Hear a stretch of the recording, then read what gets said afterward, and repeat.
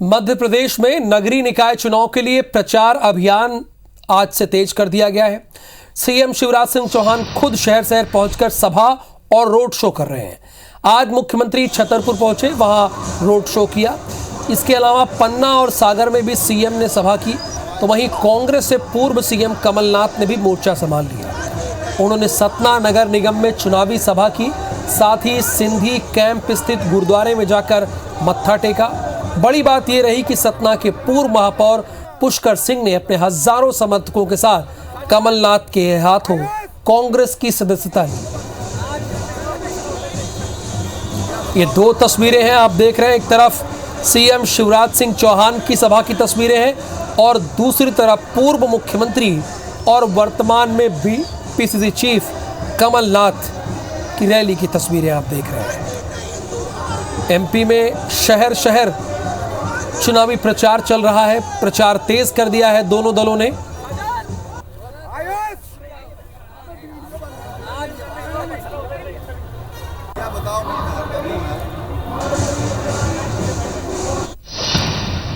जबलपुर में विवेक तनखा ने door to door जनसंपर्क किया है। IBC 24 से खास बातचीत में तनखा ने ऐलान किया है कि हमें मिली जीत तो बदल देंगे टैक्स की प्रणाली। टैक्स घटाकर रेवेन्यू बढ़ाने का कमाल दिखाएगी कांग्रेस। डबल इंजन से सरकार नहीं चलती। तनखा ने यह भी कहा, विकास होगा तो अकलमंदी रखने वालों से होगा। उन्होंने ये भी कहा कि डबल इंजन से कुछ नहीं होता है। अगर आपको वाकई विकास करना है तो इसके लिए दिमाग चाहिए।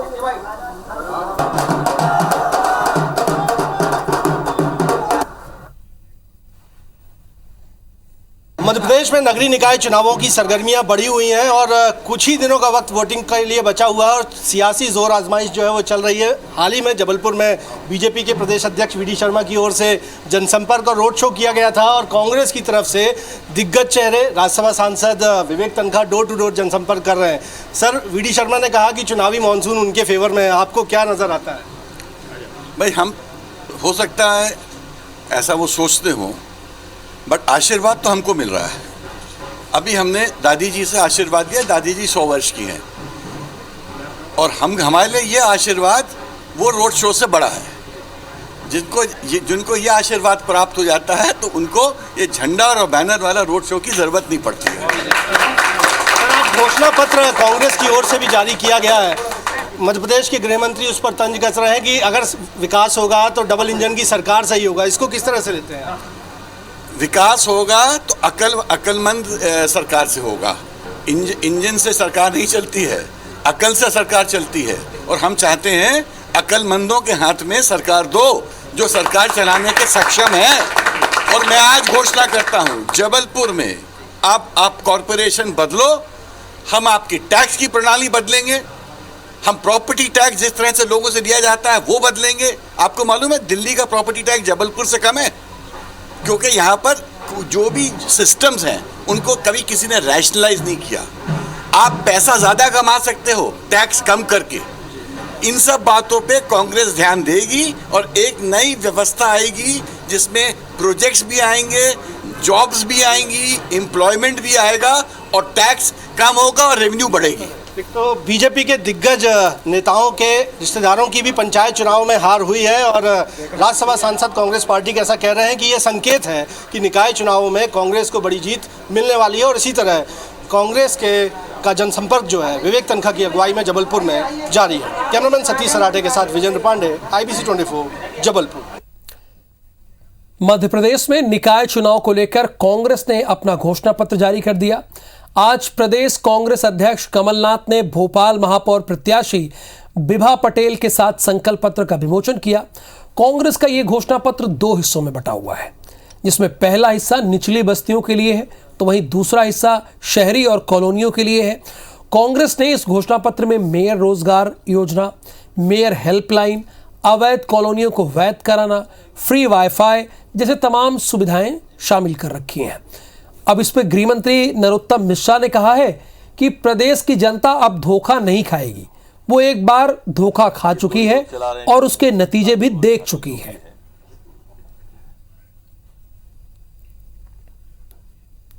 मैं जगह जगह दौरा कर रहा हूं और एक ही बात सामने आ रही है, पुलिस, पैसा और प्रशासन का उपयोग जो बीजेपी कर रही है। इनके पास आज जन समर्थन नहीं है। Mayor helpline, green city, mayor health scheme, free wifi सुविधा, झुग्गी बस्तियों का समुचित विकास के हमने सारे शहर के लिए हम इसमें संकल्प पत्र में संकल्प लेकर आए हैं। जनता ने जब कांग्रेस का मूल चुनावी घोषणा पत्र खारिज कर दिया, जो एक झूठ का पुलिंदा था, तो जब उस पर विश्वास उठ गया तो इस पर क्या विश्वास होगा। ये तो ऐसे ही बातें दे रहे। कल कह रहे थे नगरीय सरकार बदल दो, रहे तुम प्रदेश सरकार नहीं चला पाए, बनवाई तो थी आपकी, संभाल नहीं पाए। मध्य प्रदेश में निकाय चुनाव को लेकर बयानबाजी का दौर लगातार जारी है। गृह मंत्री नरोत्तम मिश्रा ने विरोधियों पर पलटवार करके कहा है, कई मुद्दों पर बयान दिया है।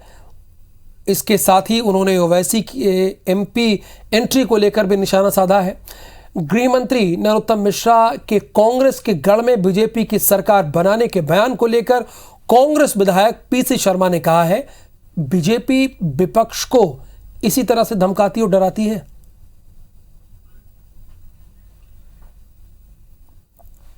बात तो तय हो गई है, ये दो ही लोग चला रहे हैं कांग्रेस को, काटू और छाटू जो भी हैं। एक छाट देते हैं, एक काट देते हैं। बाकी कांग्रेस लगभग शून्यता की ओर है। स्वागत है ओबीसी जी का, और मध्य प्रदेश की जनता भली भांति जानती है कि ओबीसी किस तरह से विभाजन की राजनीति करते हैं। स्पष्ट रूप से मन बना चुकी है जनता भारतीय जनता पार्टी को जिताने का, अब चाहे ओबीसी आए चाहे केजरीवाल। इसके अलावा कांग्रेस पे बचा क्या है शिकायत के अलावा? जनता के बीच जाना नहीं है, जनता की समस्याओं के लिए आंदोलन करना नहीं है। आंदोलन वो इस बात पे करते हैं कि भ्रष्टाचार में ईडी में राहुल गांधी को बुलाया तो वो आंदोलन पे आते हैं। जन सुविधाओं से, जन समस्याओं से उनका कोई सरोकार नहीं। जहाँ पर भी कांग्रेस के या विपक्ष के लोग रहते हैं, ये यही धमकी देते हैं कि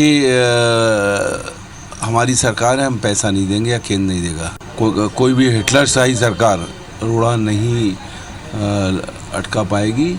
और हम लोग विधायक भी हैं भोपाल के अंदर, 3 ईंट से ईंट बचा देंगे। त्रिस्तरीय पंचायत चुनाव में पहले चरण के मतदान के बाद अनौपचारिक तौर पर कई पंचायतों, जनपद और जिला पंचायतों के नतीजे आ गए हैं। पूर्व मंत्री और कांग्रेस के विधायक कमलेश्वर पटेल ने कहा कि पंचायत चुनाव में बीजेपी ने मुंह की खाई है। पंचायतों में 70% कांग्रेस समर्थित उम्मीदवार जीत गए हैं। कमलेश्वर पटेल का कहना है कि विधानसभा चुनाव में भी बीजेपी को इस तरह की हार का सामना करना पड़ेगा। कमलेश्वर पटेल ने कहा कि शिवराज सरकार कांग्रेस के 15 महीनों का हिसाब मांगती है, जबकि सीएम शिवराज को अपने 18 साल का हिसाब देना चाहिए। पंचायत चुनाव में जिस तरह भारतीय जनता पार्टी को मुंह की खानी पड़ी है, इससे आप अंदाज़ा लगा सकते हैं कि ये चुनाव क्यों नहीं कराना चाह रहे थे। कांग्रेस पार्टी के प्रत्याशी, समर्थित प्रत्याशी, कांग्रेस पार्टी के कार्यकर्ता 70% सीटों पे विजयी हुए हैं। मध्य प्रदेश के नगरीय निकाय चुनाव में इस बार महिलाओं की सहभागिता ज्यादा दिख रही है। चुनावी मैदान में पढ़ी लिखी महिलाएं अपने वार्ड की दशा और दिशा बदलने के लिए मैदान में हैं। ऐसा ही नजारा ग्वालियर के वार्ड क्रमांक 59 का है, जहां सरोज हेवरन कासना कांग्रेस के चुनाव चिन्ह पर मैदान में है। सरोज अपने वार्ड में डोर टू डोर कैंपेन कर रही हैं। साथ ही उनके साथ में वार्ड के लोग भी बड़ी संख्या में उनके साथ उमड़ रहे हैं, क्योंकि उन्हें बदलाव चाहिए। वही सरोज कहती है कि राजनीति में महिलाओं का आना बहुत जरूरी है, क्योंकि वही समाज और क्षेत्र में परिवर्तन ला सकती है।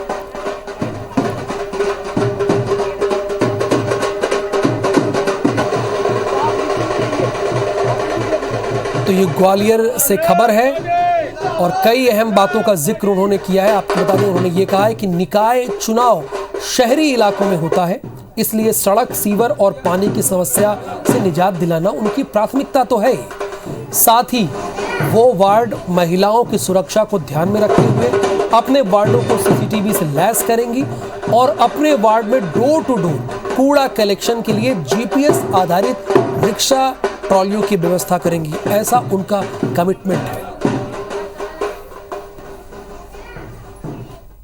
महिला हूँ तो महिलाओं की तरह से महिलाओं की प्रॉब्लम को समझूंगी, पानी की, बिजली की, लाइट की, उनकी जो भी समस्या होगी पूरी कोशिश करूंगी दूर करने की। आज मुझे पहली बार कांग्रेस पार्टी की तरफ से मौका मिला है तो थोड़ा मैं अपना सौदा देने की पूरी कोशिश करूंगी। मेरा वार्ड 50 साल से पिछली वार्ड में हो गया है और 2 हिस्सों में बांटा गया है। उनमें कोई सुनवाई नहीं है, कोई भी विकास का कोई वो नहीं है, पर लेकिन अपनी बार कोशिश की जाएगी कि थोड़ा बहुत सुना जाए सब। राजनीति के नए दौर में ऐसे प्रत्याशी भी चुनाव मैदान में हैं जो पार्षद पद को सिर्फ जनसेवा का माध्यम मानते हैं।